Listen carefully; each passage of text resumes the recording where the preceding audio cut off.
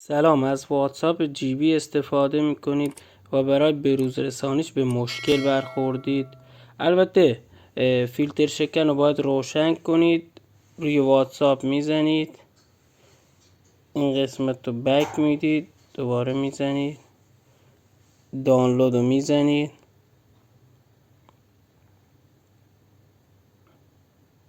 این صفحه باز میشه برامون. میریم پایین،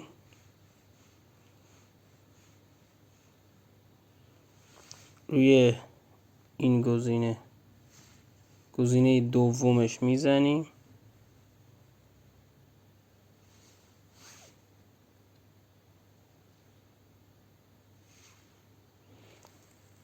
اینجا به همون دسترسی میده که آپدیتش کنیم. این گزینه رو میزنیم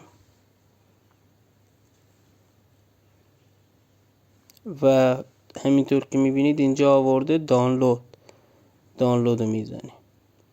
به همین راحتی دانلود میشه و روش میزنیم، نصب میشه. همونطور که میبینید بارگیری انجام شد.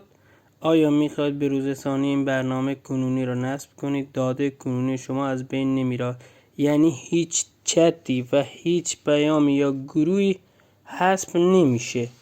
میزنید نصب.